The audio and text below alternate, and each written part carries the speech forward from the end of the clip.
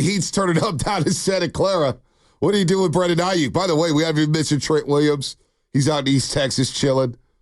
We're going to Tennessee Saturday to play week 1 of the preseason. And without Big Trent, I'm saying, hey, Brock Purdy, only work you're going to get is in scrimmages where I know the team can't hit you. That's the only work you're going to get. You're not playing in the game, and we're not going to risk you getting hit because Jalen Moore is out there playing left tackle or whatnot. So the 49ers, man, they got some things to do. But what do you do about Brandon Aiyuk, fans? 888-957-9570. Shasky, the segment is sponsored by Go to State Lumber, serving the Bay Area for 3 generations. When you succeed, we succeed. Visit GoToStateLumber.com. Yesterday's show was just wild. Just absolutely wild. Some of the call, we just wild. It was one of the ones for the morning roast. This is one I would never, ever forget. But where are we at now today? Because, we jumped the gun with the breaking news sounder. It's not my guy's fault. Matt Nahiga was on him. Andrew Filippone's been all over it. But it was a report, and he said the contract and the details are getting ironed out. And then Jordan Schultz said, yeah, there's nothing happening quite yet. So he's still a member of the 49ers. And I think you and I both agree. We want Brandon Aiyuk to be a 49er.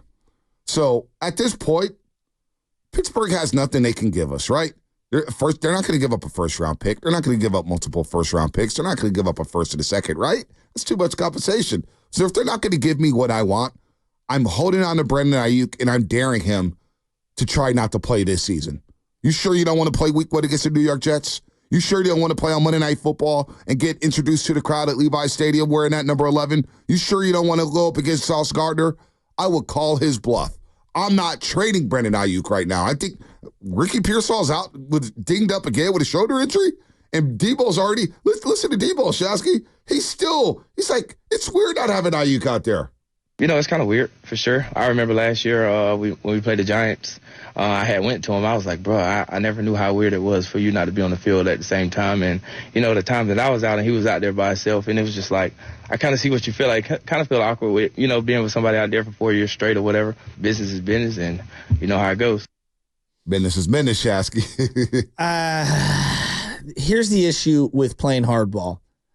It sounds great, but we don't understand what the ramifications are. Right? Yep. So there might be a feeling amongst other, again, I'm speculating. Right. I meant this on the front end, but there might be a sentiment from other people like, well, wait a minute, like this is how you treat players who have, that you think are very, very, very good players that you say you want to, keep long term. This is how it goes. Like that could right. He could be a malcontent. Like we don't know. Look, Antonio Brown is clearly just whack job, completely insane. Yep.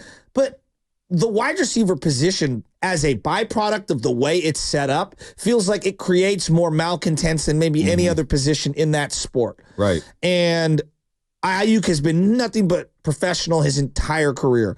I also saw Terrell Owens, start off as a yes, sir, yes, ma'am kind of a person in all of his press conferences, and then he evolved over time. We watched Colin Kaepernick evolve over time. So who's to say that Brandon Aiyuk remains the same, evolves? Who knows? Right. But maybe he's a malcontent, and maybe that seeps over to other people. Right. I'm not saying, I don't even like saying that out loud because I don't think it's fair because his track record is spotless. But you just never know. You never know introducing this to the sidelines, the locker room, how that seeps in. All right, let's play this out. He goes a month. And instead of getting his typical 8-9 targets, he's getting 3 or 4 targets. He's only seen 41% of the snaps as opposed to, 85% of the snaps. How does he react? They're phasing in the young players, and now he's in a contract walk year. You're playing with his money. It sounds great. I would like them to do it. In Madden, I know it works. I just think the practicality of it, of the logistics of going through it every day, it's a little different. It might be a little different. Maybe I'm being too big of a hater. I don't know. No. It's not being a hater. It's just trying to look at the situation. You have to look at the situation if you do bring them back.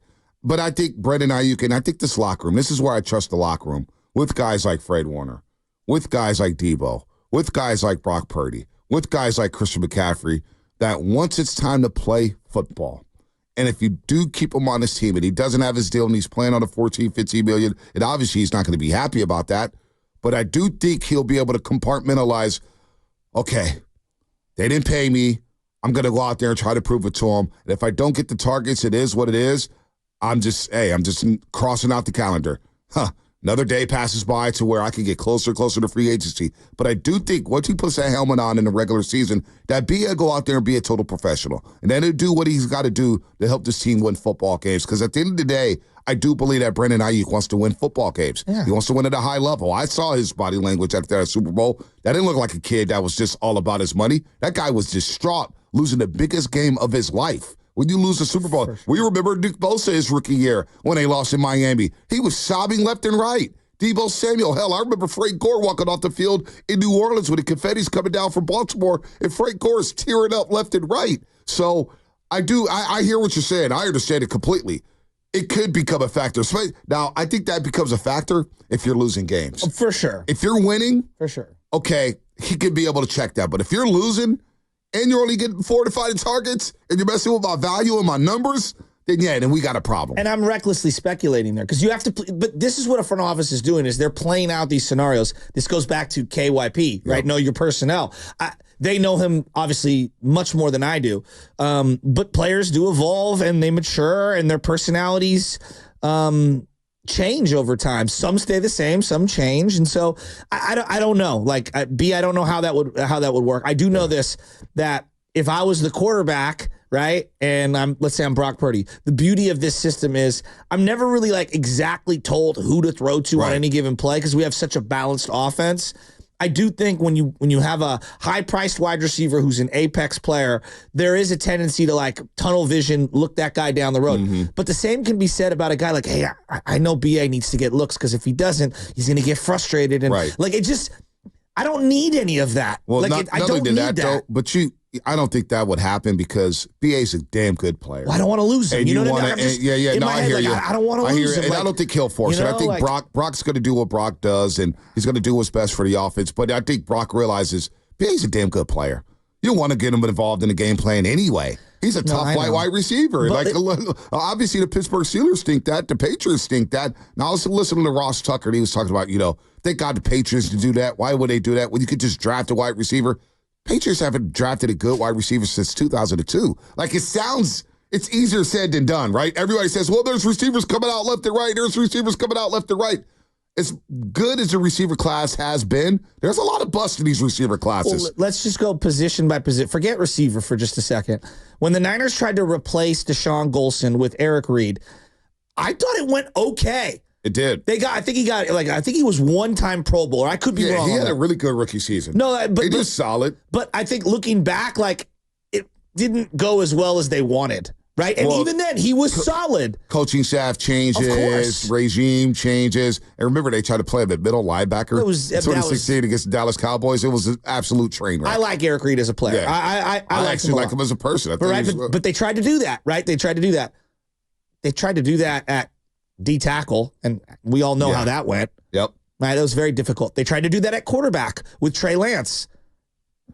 How'd that work out? It didn't work out. You're trying to replace Jimmy Garoppolo with Trey Lance. Now, to their credit, they did it with Laken Tomlinson. They had Laken Tomlinson in the fold, and they drafted Aaron Banks to be his replacement, but they gave him a redshirt year. Yep. Right? So, to me, that matters. Like, having that redshirt year and then, setting him up for success, and Banks has been really good. Now, we'll see if they end up paying him.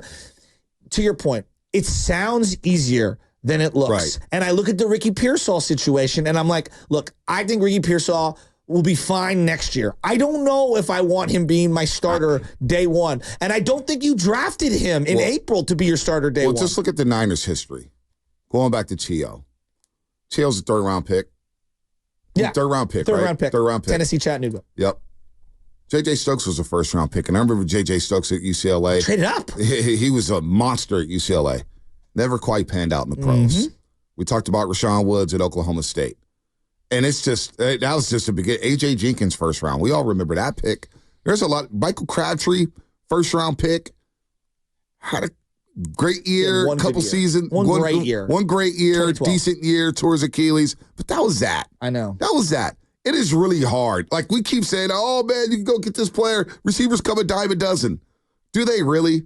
Like, you can pop here and there, and they'll pop here and there, but it's really, really hard. So for people to just say, well, you could just draft another receiver. Receivers are rich. Well, there's adjustment. What about the system? What college system are you playing in? Are you playing in the spread system? Are you just running bubble routes? Are you just running go routes? Are you just running comeback routes? Can you run crossers? Can you run block? There's so many complexities to the pro game as compared to the college game. It's a tough adjustment for a lot of these guys. And look, Ricky Pearsall, from what I'm hearing, can beat man coverage here and there. Yeah. But how physically can he hold up physically in this league? We'll see. Now, you played the SEC. We'll see. And the SEC is as close to the NFL as you'll get in college football. But obviously, he's getting nicked up early in camp. And it's like, can you really count on Ricky Pearsall? I know he's a first-round pick. But, boy, I don't know. Monte, they tried to do the same thing. They had Trent Brown on the roster. They traded Trent Brown away, and they tried to draft his replacement in McGlinchey. Mike McGlinchey. I always thought McGlinchey underwhelmed. He did. He ended up being basically a 4-year starter for you, or 5-year starter, and he walked in free agency. Still one of the craziest contracts I've ever seen. Right. $50 million guaranteed from the Broncos.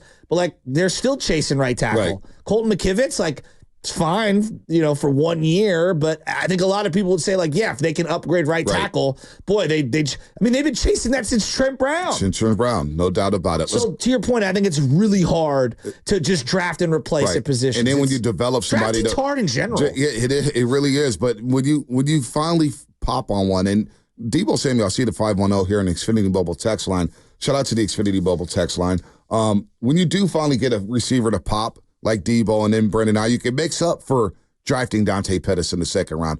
It makes up for waiting on Jalen Hurd to get healthy. It makes up for Danny Gray not contributing nothing. At all. That's a sunken cost. I mean, Danny Gray can't even get on the damn field. And you took Ronnie Bell last year, even though it was late. It was very late. You took Ronnie Bell. Like, they've taken a lot of receivers, man. And we'll see about him. Let's go to Nate in Virginia. Nate, what's happening?